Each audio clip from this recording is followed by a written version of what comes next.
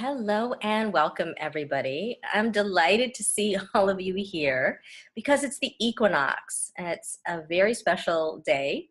We've only got two of them every year in which light and dark are in balance, they're equal. So it is a really perfect time to be coming together and working on harmonizing our power. Today, we are going to be working on the alchemy of power. And one of the things we will be doing is getting a bird's eye view of an epic battle. I know you didn't expect that one, but I like surprises. And it's a battle between pleasure and control. So before we get all into this war thing and into our taste of power, in which you'll have an experience for yourself of where you are with your own power related to what you say you want, I'd like to introduce myself. People seek me out when they really want to make a positive difference. They want to have an impact. And they're either ready to get into a bigger position, or they want to sustain the one they're already in with a lot more harmony and clarity, and also with a lot more soul connection. And my real magic is up leveling creators and leaders in such a way that they maintain that soul connection and they take positions of power and they make a difference without selling out, burning out, or, we've all seen this, turning to the dark side. So that's my expertise and my magic, and I'm really happy to be sharing it with you today. Let's all take a breath. And I'd love if someone would be willing to share your devotion or why you showed up here today, what you want, just briefly, so we can get a sense of where the group is today. My devotion is clarity, and I showed up here today because I am working on being clearer on what I want and what that is and how to communicate it. Wonderful. Awesome. Anybody else? Anyone else? Hi. Hi. Can you hear me? Yeah, we can hear you just. Hi. Hi. Okay. My devotion today is balance. Balance with increased intensity, how to keep in balance. I think that's a pretty good one, and it's the perfect day. It's perfect day. Yeah. Okay, we have time for one more. I didn't know, and now I know. Now you don't know, now you know. Exactly. I know, I'm dating myself. All right. Anybody else have time for one more? Yeah. Can you hear me? Yeah, we can hear you just fine. My devotion is play. And when you said to sink into it, I was like, wow. For some reason, the depth of play just felt really juicy and potent for today. I like that. I think that's good. Well, today's taste is going to include you having an experience of your own inner relationship, as I mentioned, to what you say you want and how much you're actually allowing it. Because I know it's so super fun for our ego to say things we want, but we're not really necessarily, let's just put it this way, in touch with whether or not we're actually willing to allow it, and how those two forces of pleasure and control are playing out in the whole prospect of what we say we want and whether or not we really want it.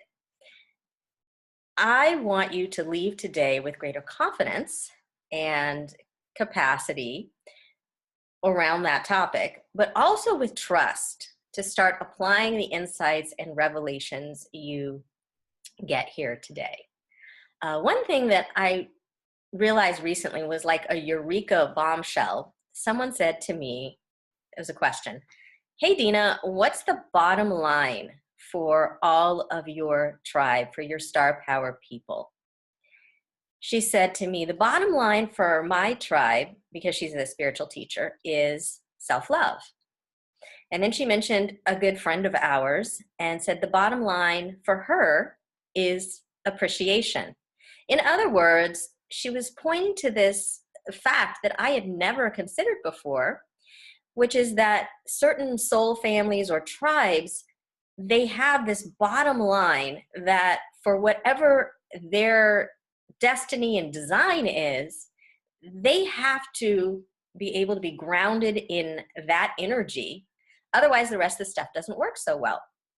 So, of course, we work a lot on self-love in Star Power, and we work a lot on appreciation in in Star Power. I can talk English sometimes, but I had to really think about this, and they helped me, my two friends, to see that it's trust.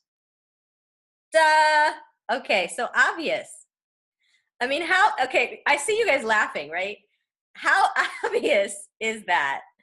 It only took me 2 decades.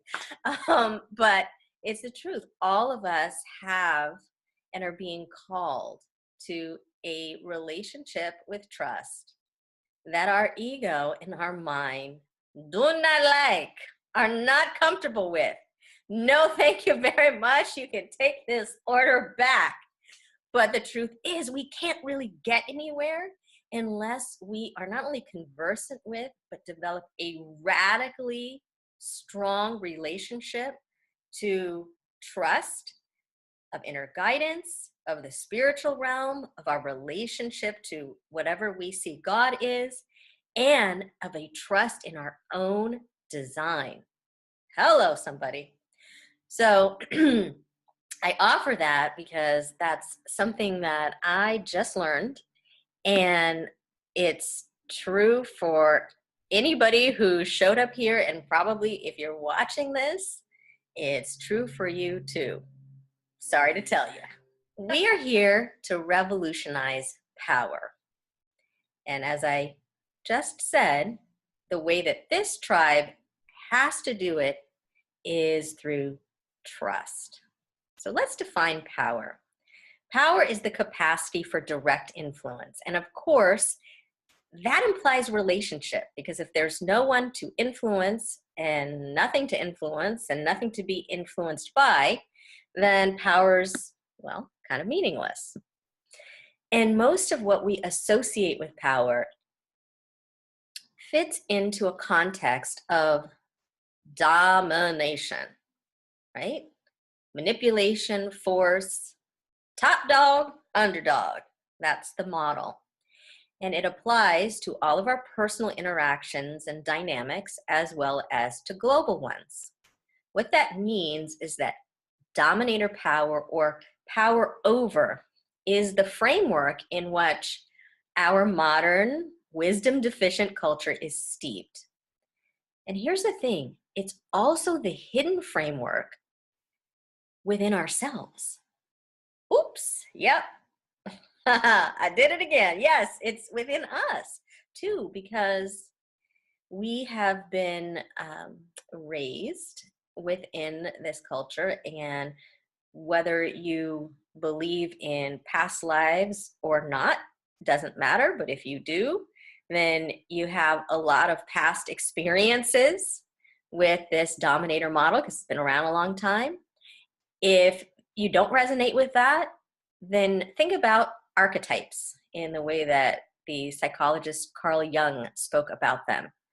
We are all impacted by archetypes, and the archetypes that we have grown into and through and around are mostly having to do with dominator power. So all of us have some of that framework inside of ourselves. And when we are looking to embody what I call pure power, it calls for a transformation, a transmutation of that. And that's alchemy. What's the pure power? Well, the pure power is power, which is the capacity to directly influence, but it's through a lens of wisdom and compassion. And also, it implies that we are connected on an inner level, that inner light, or that inner connection or source is where that energy is coming through in order to be expressed through wisdom, through compassion, to influence others and ourselves in the world. Take a breath, because that's a lot. Alchemy. We all know the medieval alchemists in their lab. It's so cool, right? They're trying to turn lead into gold. That's the perfect symbolism for what happens when you decide that you want to inhabit a more powerful vision of yourself. How many of us have said, I want this? Now raise your hand if it happened exactly like you thought it would, instantly. Because then I want to talk to you, and you can stop learning from me right now.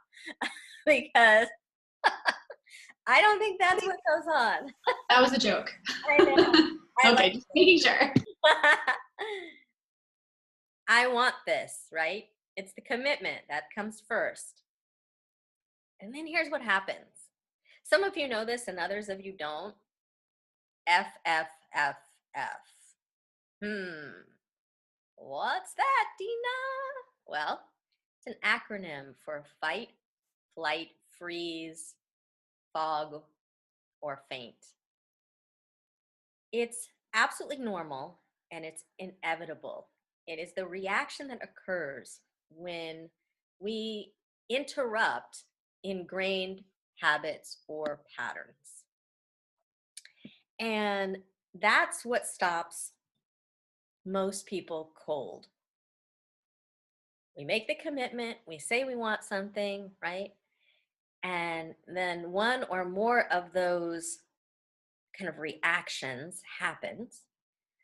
And then we just stop. We don't progress from there.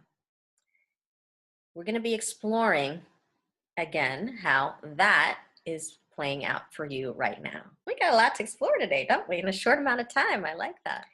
I want to tell a little bit of a vignette, which I think might apply to some of you, and it has to do with money. So please breathe through this one, because I know I debated, actually, do I really want to talk about money? Because we have such a short amount of time, and woo, money's a minefield. But hey, it's me, so I decided, yeah, let's talk about money. Why not? And here's the vignette. This is years ago. I made the commitment, right, which we talk about. You decide, oh, I want to have more influence in this area. I want to direct the energy more. And it was in the area of money. And so my I want statement sounded something like this. I want more money because, well, I enjoy buying beautiful things.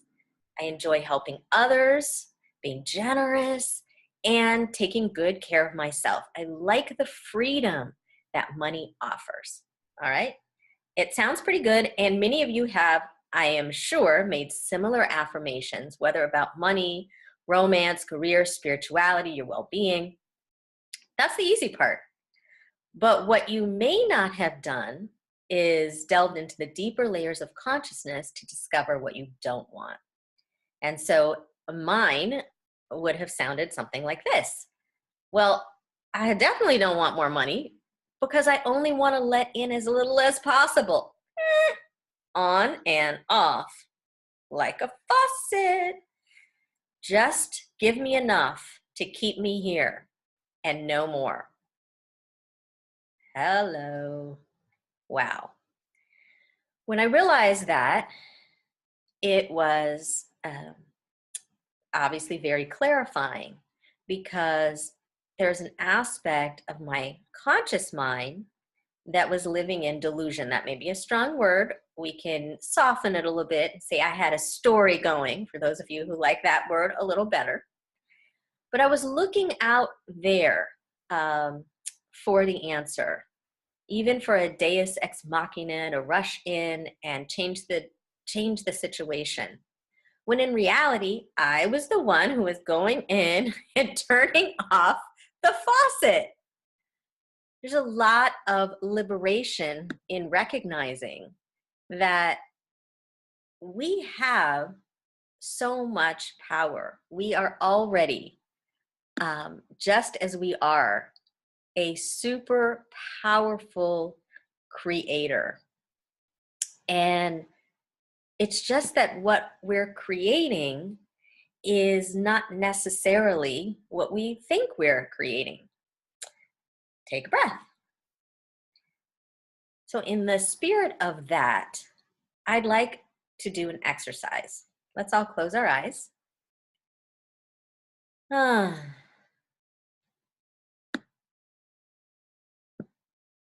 And we definitely call in your soul and all aspects of you, your higher wisdom, however you see that.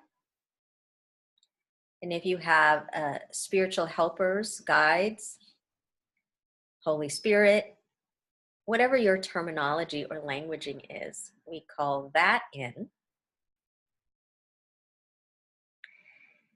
And I want you to look at an area in your life where you are having intensity around your ability to influence it. Maybe you're wanting more. Let yourself feel this area of great intensity, because of course that's where the juice is. Take a few breaths and come up with what you want, a statement in that area, like the one that I gave you around the money. I want to be, I want to have, I want to do. It's going to have be, do, or have in it. And then write it out. Going to take a moment to then tune in to perhaps the secret parts of yourself, the layers, the sub-personas, and what you don't want. And so you'll say, use the same exact statement of what you don't want.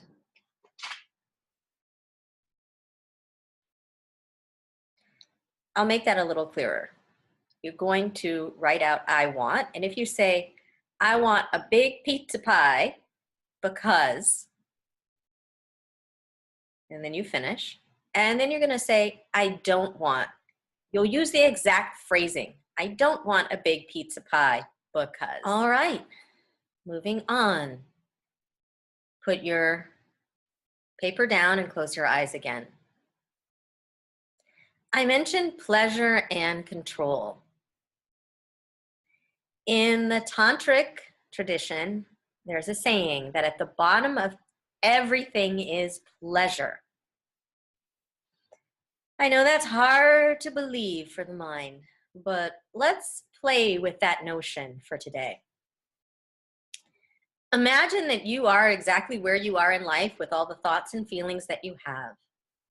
And that right now, somehow, magically, there is a portal that opens in the room or area where you are. And you walk through that portal. You imagine that you walk through that portal, kind of like crossing a threshold. And you find yourself in a glass elevator, which begins taking you down.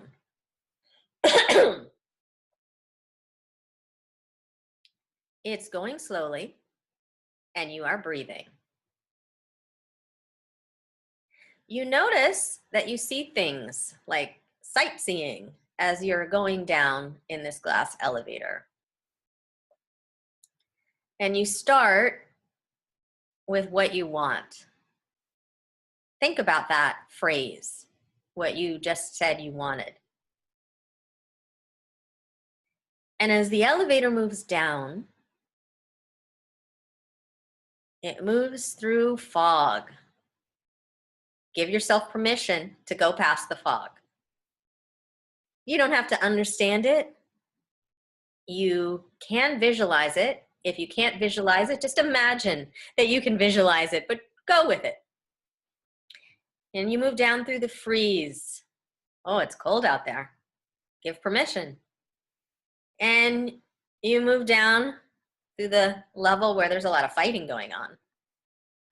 Oh, and down through a level where you see people giving over their divine will, having the impulse to just kind of give up. Keep moving down. And now you give permission to see and to feel and to know where you've been trying to control the flow of power from fear. To see and feel and know what you've been controlling. Is there some faucet you're turning on and off? Breathing and allowing yourself to be really gentle and to soften, to have no fear and no judgment, no resistance to this, because there's no shame in any of it. We are far vaster and far more complex than we imagine. We are also far more powerful than we imagine.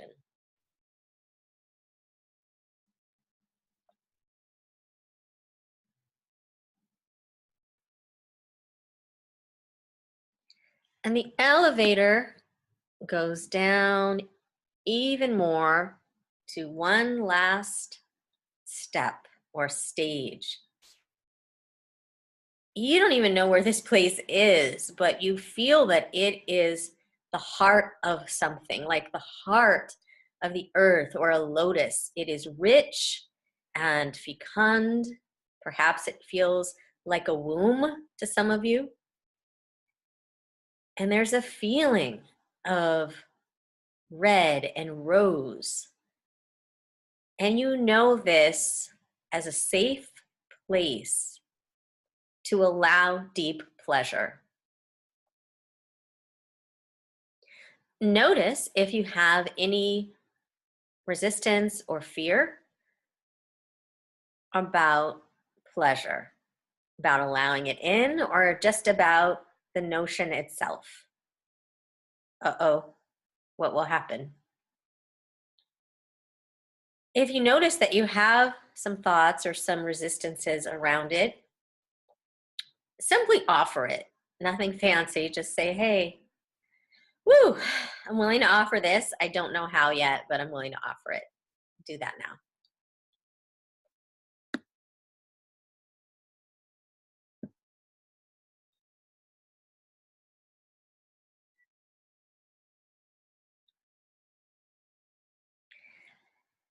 Allowing pleasure to wash over you, connect with you. Allowing yourself even to have pleasure in discovering what it is that you might be resisting about what you want.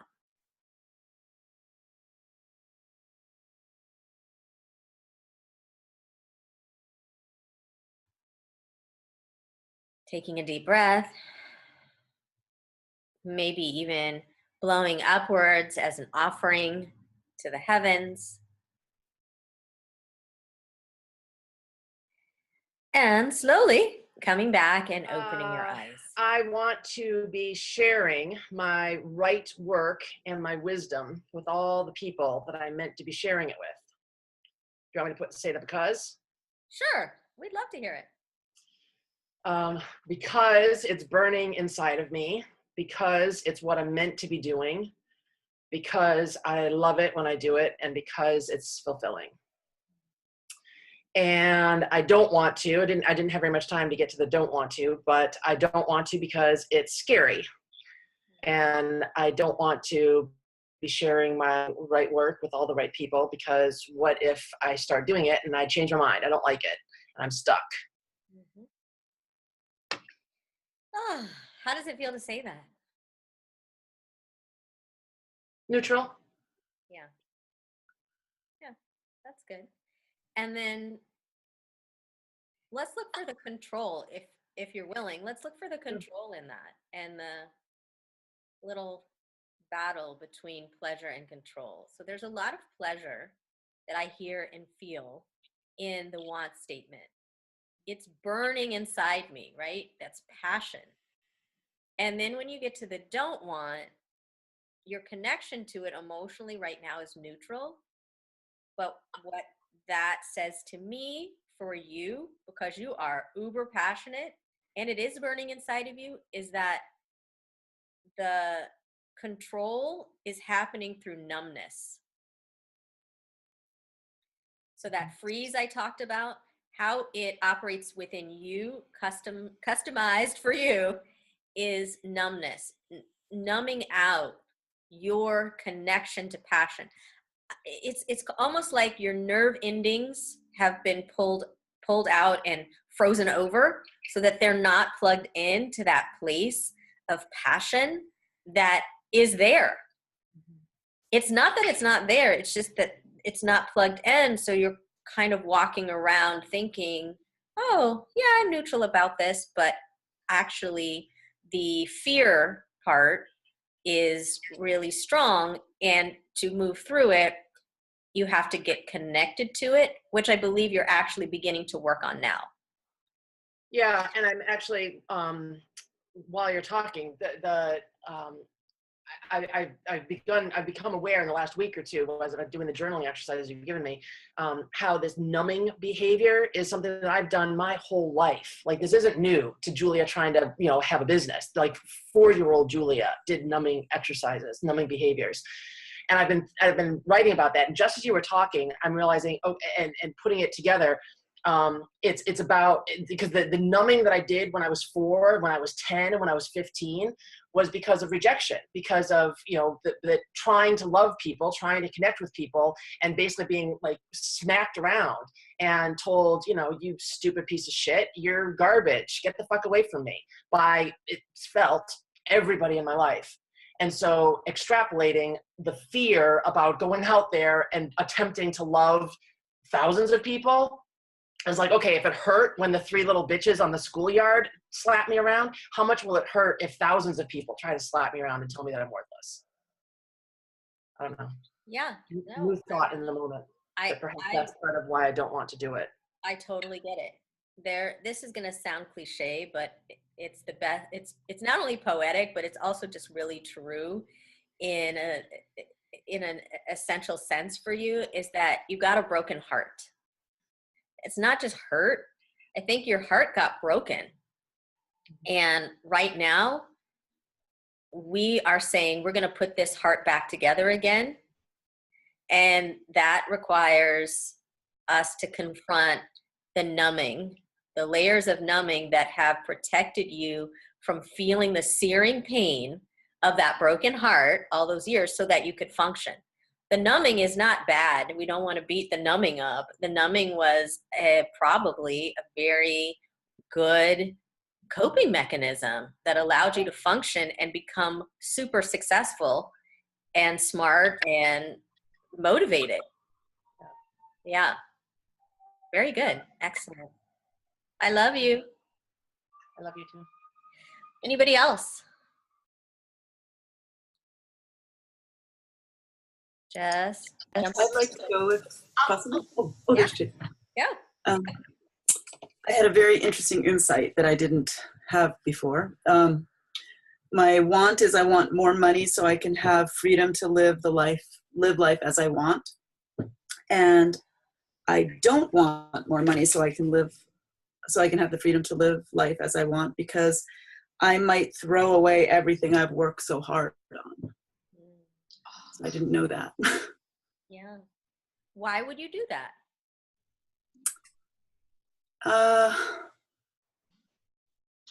Because it's too hard.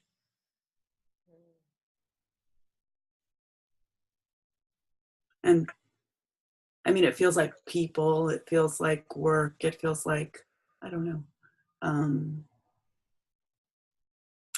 Can I just be done now doing this? Yeah, of course, I relate to this also because it's about capacity.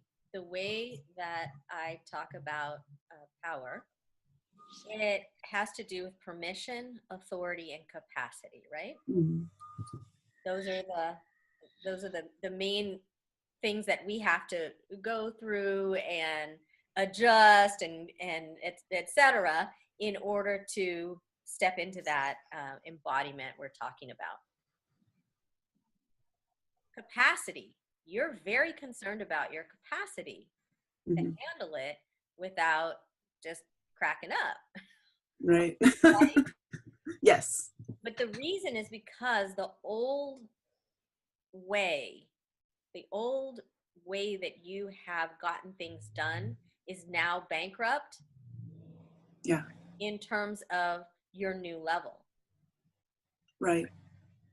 If I have a little small thing, right, where I mean, some of you knew me back then, where I used to live in a craftsman cottage in South Pasadena. You guys would come over, and, you know, if I'm doing stuff that way, right, I can have a mechanism or an approach where I can do everything, right? Right. I can be the one-man band and all of that, and it's fine. I don't need to change that way of being.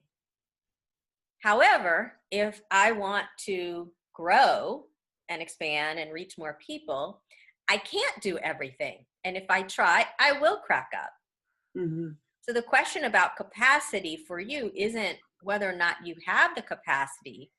You do. It's whether you have the willingness to use a different system for how you organize getting things done, Uh-huh. which means having a team. I'm on the brink. I'm on this. You're I'm like, on the cliff. I'm on the cliff. do I really have to get a team? I don't know. Can I just make more money?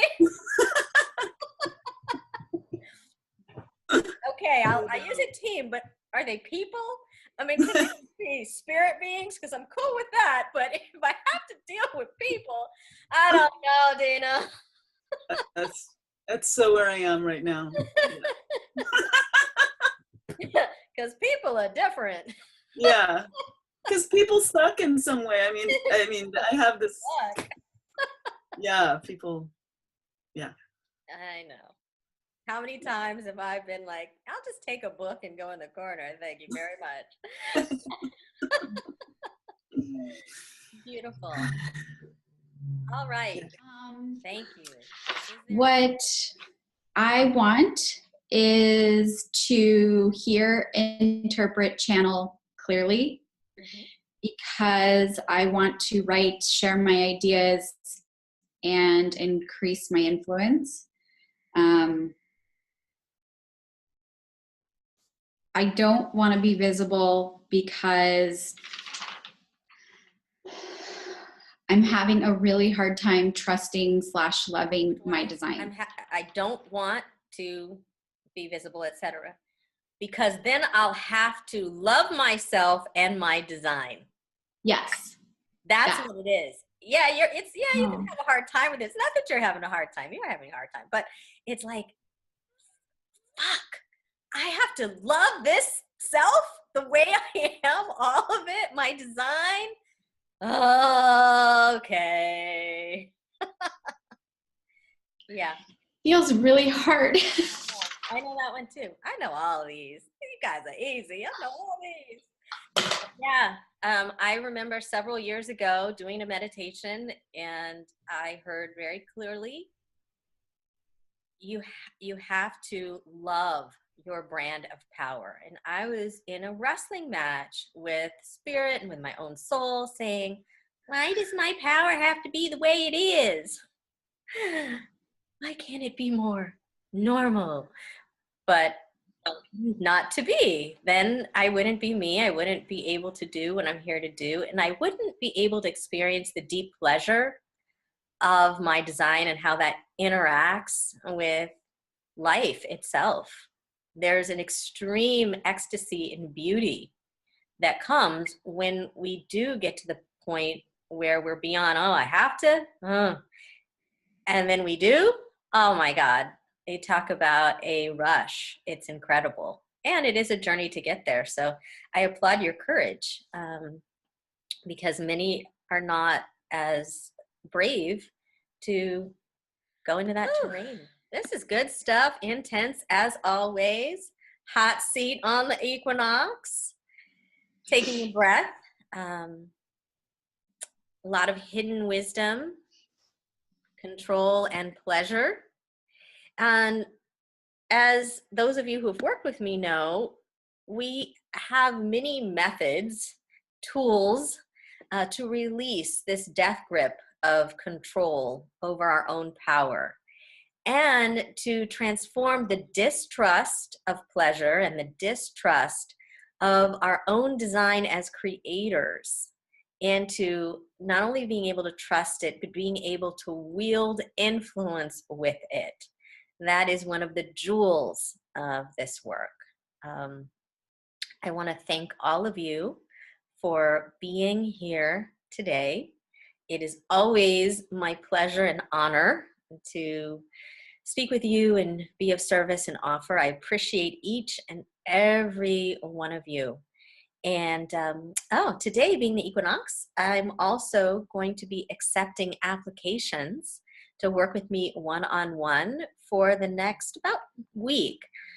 If you're getting the call to having deep and precise attention on you getting in position or stabilizing your position, working on issues of power, please send an email to loveandcare, A-N-D, at denacrowder.com and let us know and we'll send you an application. All right, everyone. Again, thank you so much. And as always, lots and lots of love, and I will see you soon. Bye, everybody.